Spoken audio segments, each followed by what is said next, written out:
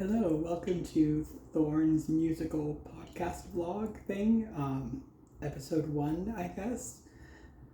I decided I wanted to be more active on this channel, and it's hard to, it takes a while to get each song up to where I feel comfortable playing it for you. And I mean, it's a relatively casual setup that I have even for the recordings I've been doing recently. I would love to do more of an official, like studio-ish recording of those songs at some point, but still, that aside, anyway, I thought I would just let you hang out with me while I practice, because I do that every day, well, almost every day, and have my hot chocolate here. It says my coffee is to die for, but it's not coffee. That's the secret. Sometimes it is, but not today. And I might stop while I'm playing and like share some things about my songs. I'm mostly practicing my own music that I've written. And partly because I own the copyright to it, so I don't need to worry about whether I can play it, and also just because that's what I like to focus on. I would sometime I would love to kind of take you along the journey with me of actually composing the piano part of a song that I've written, but I do that by making notes on Google Docs, and I do that on my phone, which is currently recording. So, yeah, my music looks more or less like this. The lyrics with a bunch of notes, like chords and different types of left hands that I want to do. I can read sheet music, but it's just a lot simpler and faster to just write down, okay, I want to do a G minor chord here in the left hand. Sometimes I'll get pretty, like, relatively complicated, like I want the right hand to be doing these triads while I do this left hand. But even with that, it's just a lot faster for me to read that instead of sheet music, because I'm not very fast at sight reading. And that way I have the words right there too. So yeah, I printed out a bunch of the songs that I'm either done with, or like done composing, or mostly done, so that they're kind of set in stone by the time I print them. Trying to think which one I'd like to play for you first. And this won't be like a perfect performance, it's just me practicing, so I might stop and do something again.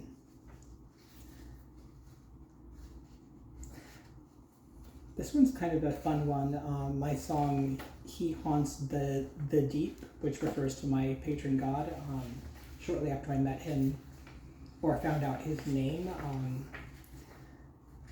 I was like, I was thinking about how, okay, so there's this presence I have felt in the ocean and like in some of my dreams, and that kept showing up in my songs as this deep, abyssal presence in the ocean, and I feel like I have a name for that presence now, and it was Gwyn Apnew. This is my tiny Gwyn, who I have with me at the piano. I also have Tiny Dio, which is short for Dionysus, one of my other patrons.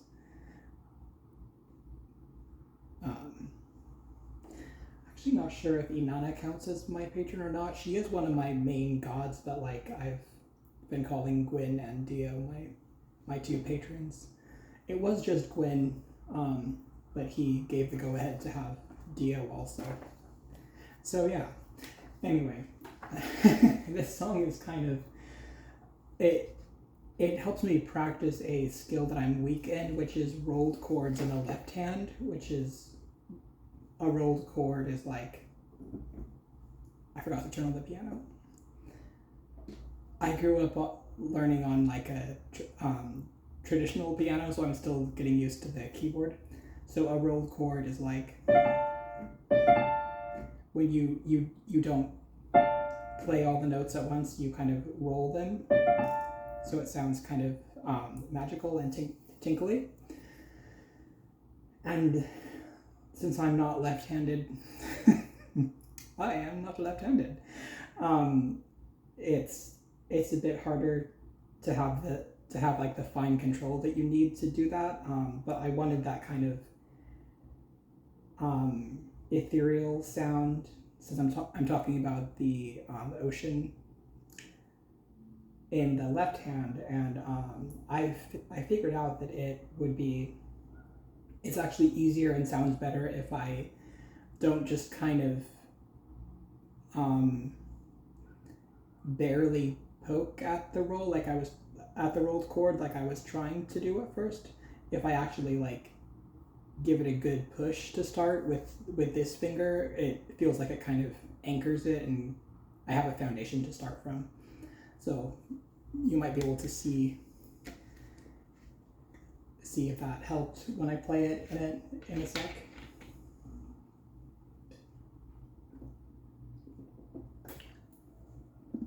I think I'll try singing the words with this one. You might not be able to hear me over the piano, although I do have it down pretty low. There's a volume slider on this one. You don't have that on a regular piano. You do have the damper pedal, but like that's different. I've rarely used the damper pedal, but I do always use the sustain pedal, which it takes some skill to use, but it's just like it just makes everything sound so mysterious and nice.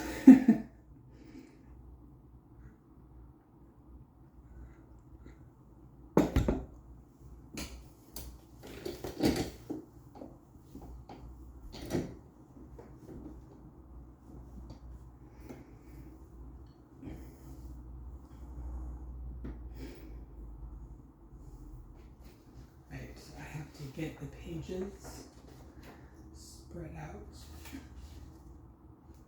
I don't have as much space to spread them out here as I did with my old piano, where I had the entire, like, I forget what it's called, the headboard or something. Here I just have one music stand, so I try to keep the pages like no more than 3 if I can. I could turn the page, but like that's a lot harder to do while you're playing. So yeah.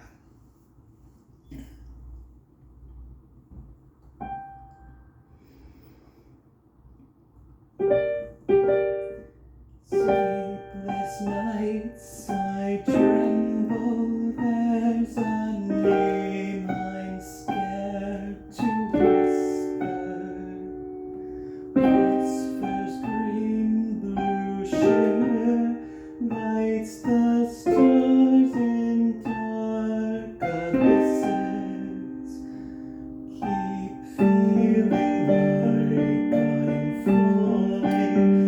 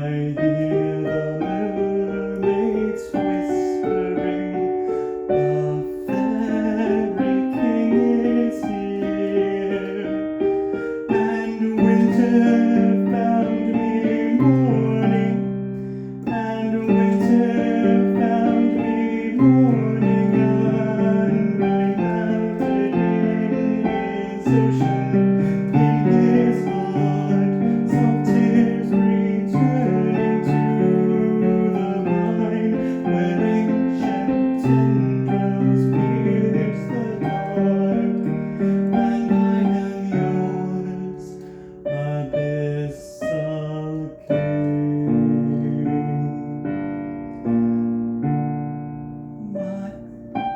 My deep figure has turned into the ocean.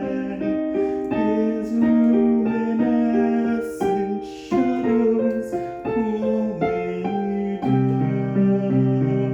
Your name enchants my heart, its curse is broken. Dreaming of your beauty, let me. Dreaming of your beauty, let me drown deep down. Call me down.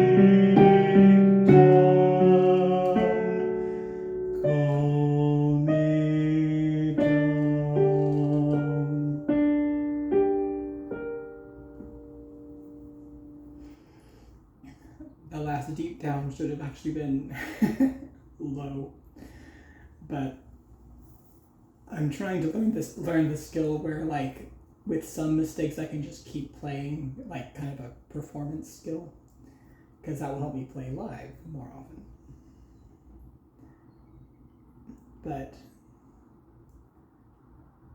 like, I think the thing that I most had trouble with in this playthrough, at least, was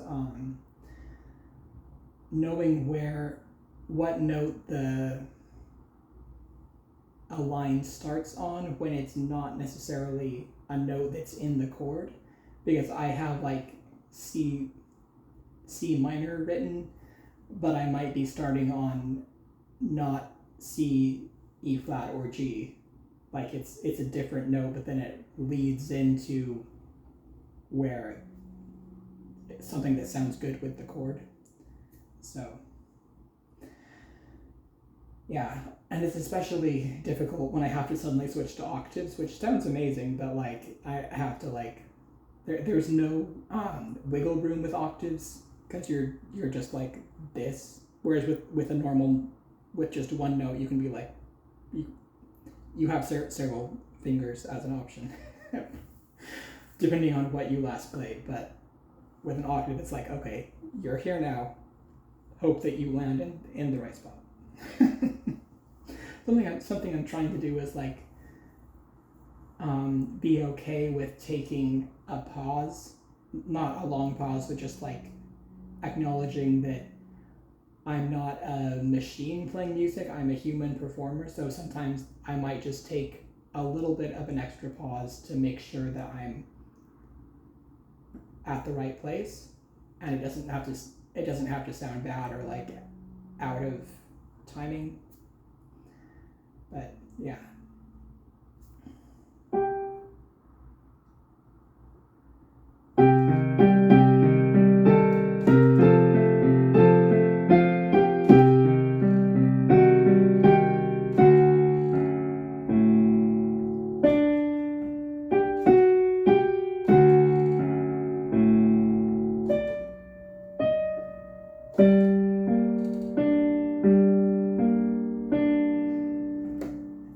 Also not sure with this song whether I want to add an extra measure between, like, at the end of the lines. I wasn't really doing it this time, except for the like deep down, call me down type of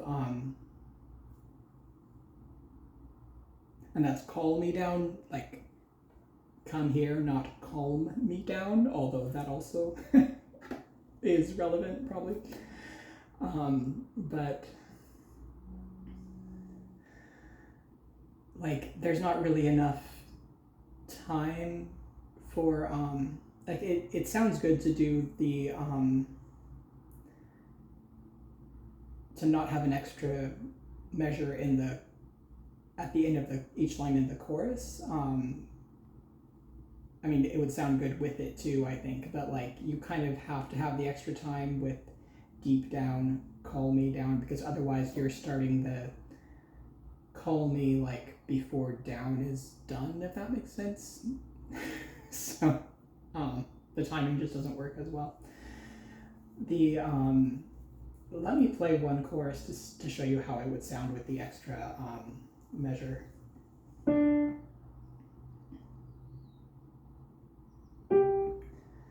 And suddenly you turn into the ocean, where ruins and shadows blowing on. Galactic lights of crystal scatter broken, waking with your beauty, let me drown deep down, deep down.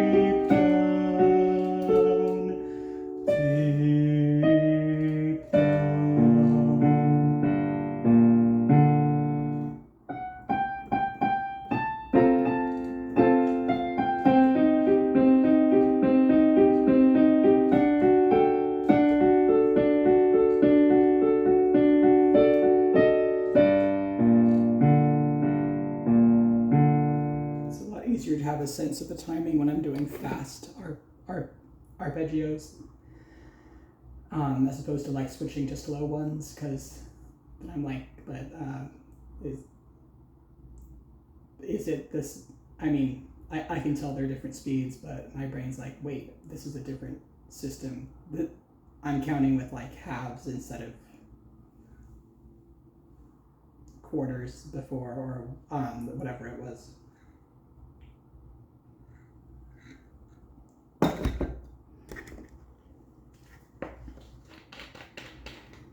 wonder if this tells me how much time it's been. Well,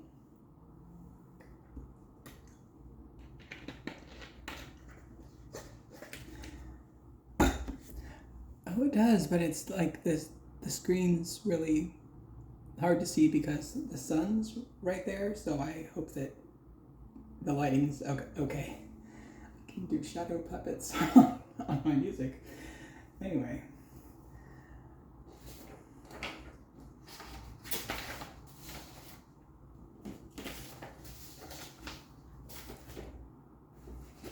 I'm going to rest my voice by playing a song that I can't perform the words for you yet. Pardon me, because it's for an upcoming ritual for my patron god. But after that, I should be able to. But I asked him if it was okay to play just the music for you, and he agreed to that. So I'm going to practice that. It's for it's for Gwyn, and it's for the Kalin Mai holiday, which is on May 1st. So if you happen to have any knowledge of Welsh stuff or like Brythonic polytheism, I won't go into it right now, but that's the context. So it's kind of a mourning song, mourning with a U, because he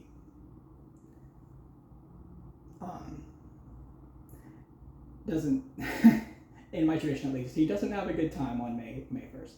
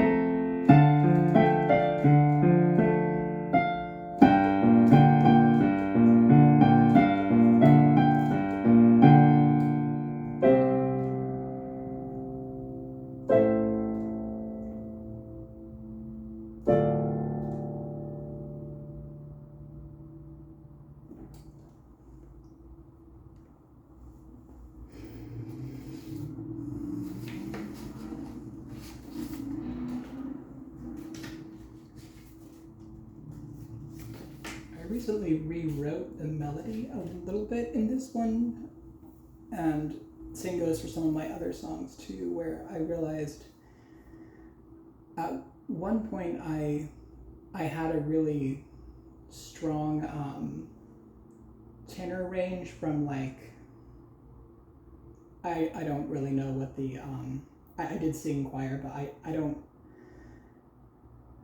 know like the octave numbers like C4, C3, and I'm not sure if it might be an octave below what I always think of it as, which is like the C above middle C, but I feel like it's probably actually middle C itself that I'm thinking of, because I'm not in the mezzo soprano or alto range anymore, because I took T, meaning testosterone. But that is why, what I'm getting to, is that I have a really intense break in my voice, which has gotten, like, it was fine while I was singing regularly, but I haven't sung the last year or so until recently, and so I have to be really warmed up to like even attempt to get around it. And I was like, there are some songs that I want to perform right now, and I wrote them, may as well just change parts of them if I feel like it would fit my current voice better. So I changed one of the parts that went really high. Actually, this whole song was meant to be sung like in my higher tenor range, but I was like, I can't sustain that right now. So I moved it up one key so it's not too low, but mostly just I'm keeping the higher parts an octave lower now. And there's one part that's like,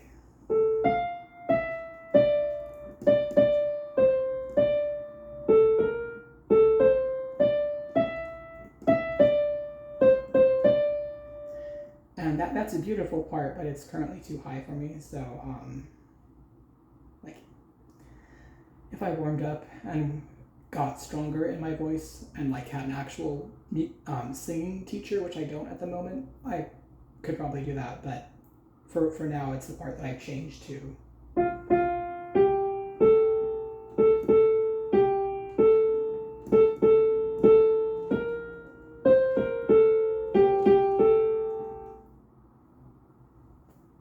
And I like that because it sounds kind of like more like a funeral procession, which is kind of the vibe of the song.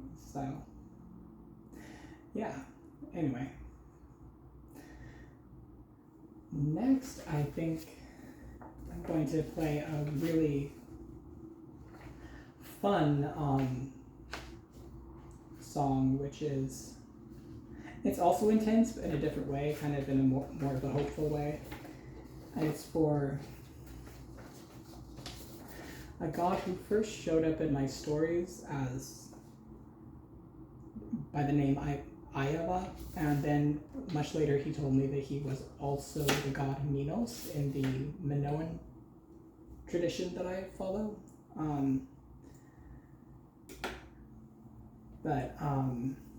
So this is a song I wrote for him that involves a lot of the lore of my stories, kind of wove it into my own life and my experience with him.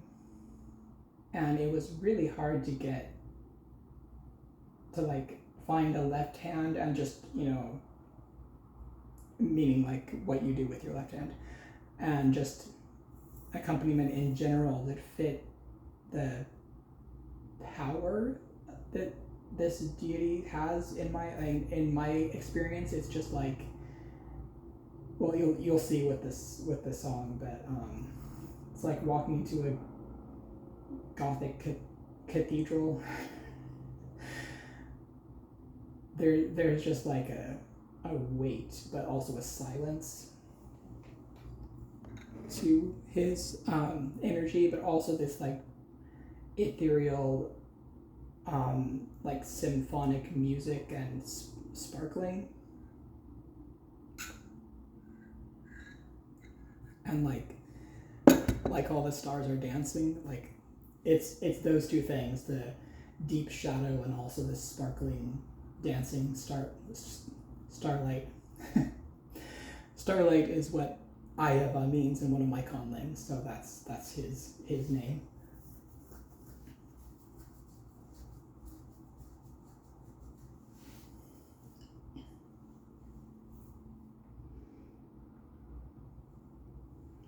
I'm gonna drink some water first. We need some water for this one.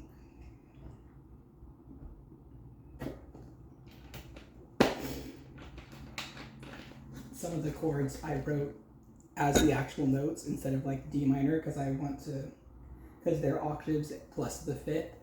So for the D minor chord, I just wrote Dad, D-A-D, which is funny.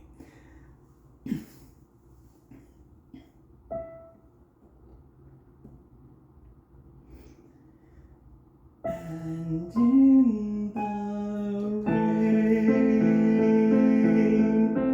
I dream of you. Subliminal music, I watched you wake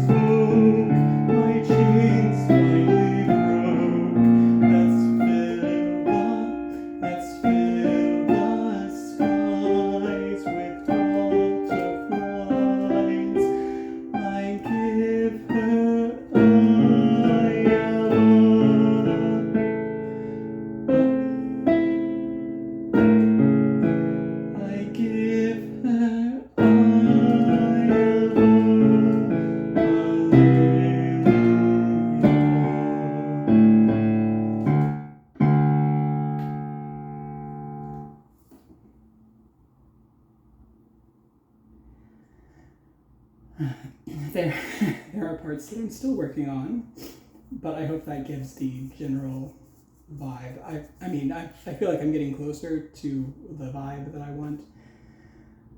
There is one part like halfway through the chorus section, which is different for each chorus, but like if I kept it all in one key, it would cover an incredibly wide range of notes, so I have to change keys in the middle, and I'm trying to do that in a way that doesn't sound really weird. And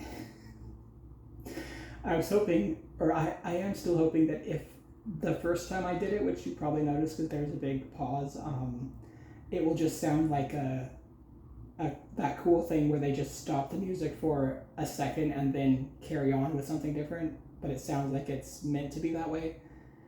But I'm not practiced enough with it yet to make it sound natural. With the other two times, I feel like it's working a lot better. Maybe I should switch to like a version of what I did the second or third time, just with the first one. But and there are a few chord progressions I'm not sure about yet. But there's this part that goes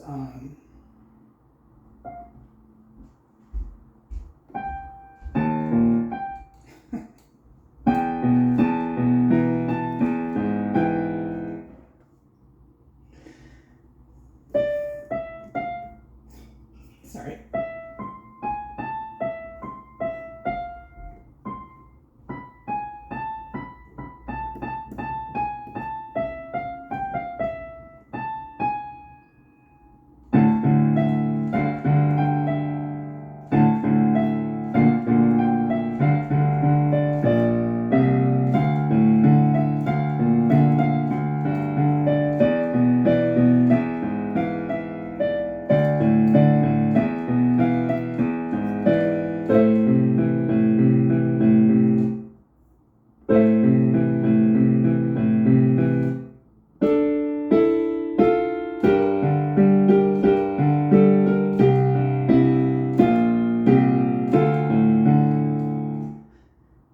Like, I'm hoping that will sound more like it's meant to be part of the song, but we'll have to see how it goes as I keep refining things. I really like how the final chorus is turning out. It's pretty much done, and I feel like it really has both the dancing and like the heavy silence I was talking about earlier. So, and it really goes, like the transition from the bridge to the chorus really gives me chills. So getting chills is the goal with this song. So yeah, I'm gonna play the last part one more time.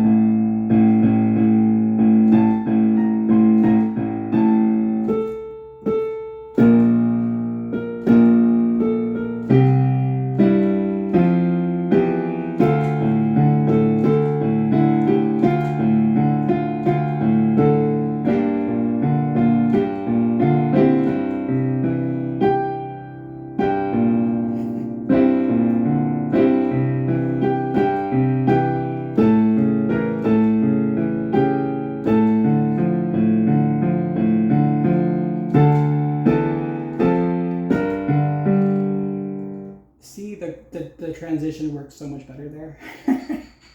that was it just then.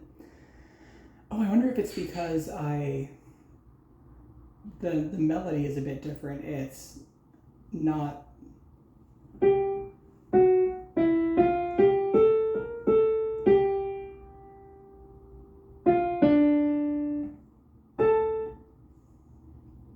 I can't remember exactly what it is, but it goes back up to A instead of having to ending on E and then having to jump up to A. So I might consider that for the first chorus too. Also, there's the line I just played, and dreaming gives me cause to live. I'll touch the night on wings you give. Not to get too heavy, but that kind of makes me choke up because like sometimes you have to make the choice to live, and Ayaba is one of the gods that helped me feel like I had cause or reason to live. So yeah. Anyway.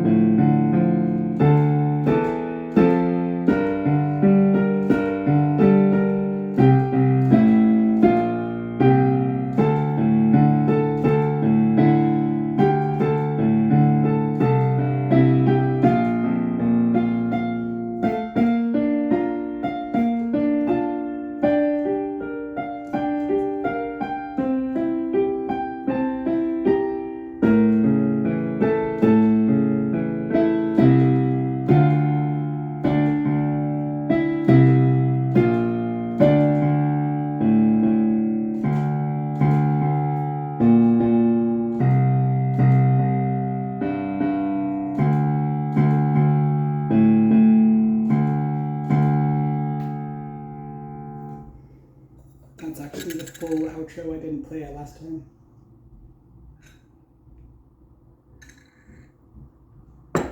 What time is it? Ooh, 47. I wasn't planning to go more than an hour with this because I don't want it to be too long, but I do have one more short song I can play, and I think that'll nicely wrap us up for today. So thanks for hanging out with me. My first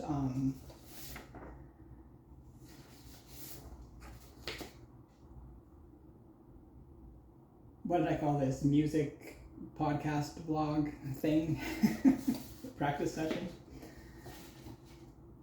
And like this is supposed to be pretty low effort for me, and video editing isn't, so it's just gonna go up in the form that you see it. So thanks for hanging out if you did. Yep. So oh yeah, this one is Lullaby for an Un/Reborn World.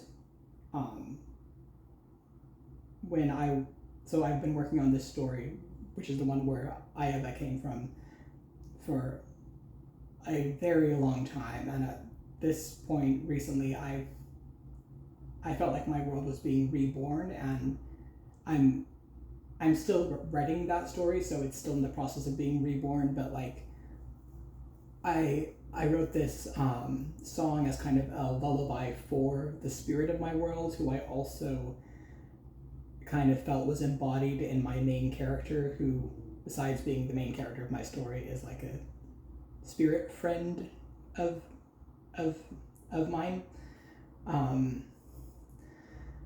So this is another one that talks a lot about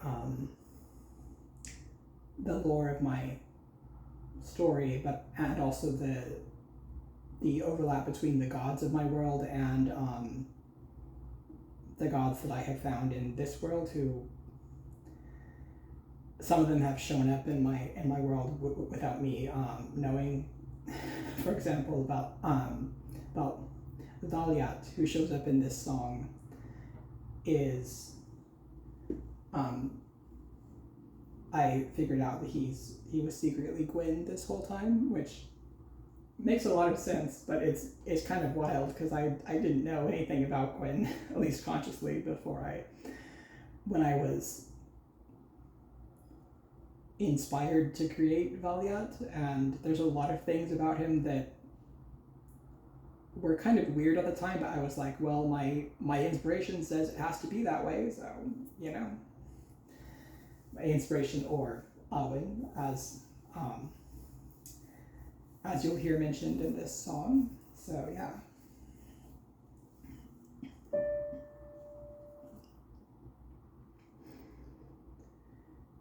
There's a butterfly dreaming in my cauldron. There's a dreamscape waiting on the moon. The moon where Valiant's mountains gleam with dust of silver dreams. May the dark winged maid awaken soon. Her name's Arleia, and she's full of fairy tales, and they tasted of Owen, boats that floated outer space, boats that floated outer space. G major. And they tasted of Owen, boats that floated outer space. Where my Valiant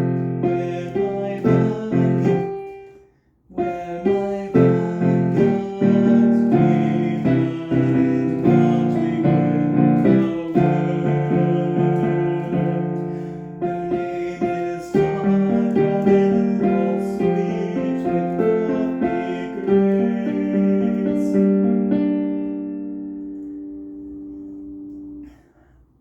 I must be nervous. I don't usually have trouble with that line, at least not as much. And they tasted of Owen, boats that floated outer space, where my Valiant came and got me the world. Her name is Darling, all sweet with frothy grace.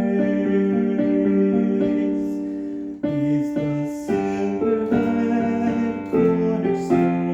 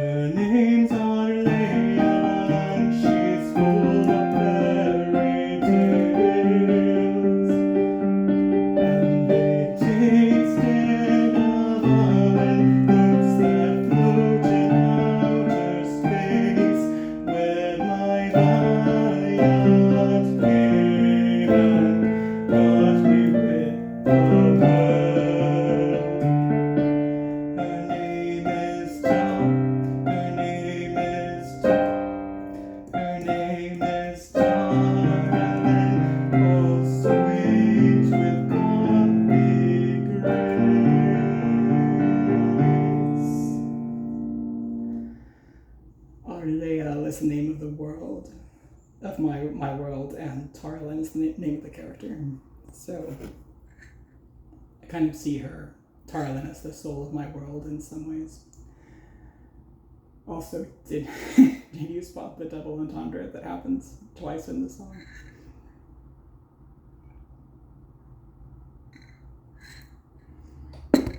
Might have been hard to hear, but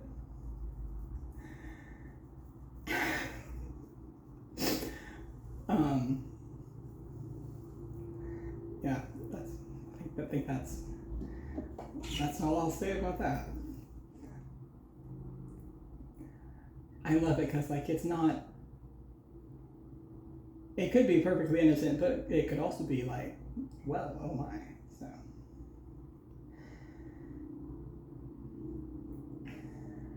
I mean, that's probably not fair. You might not have been able to hear me hear me say the words very well. So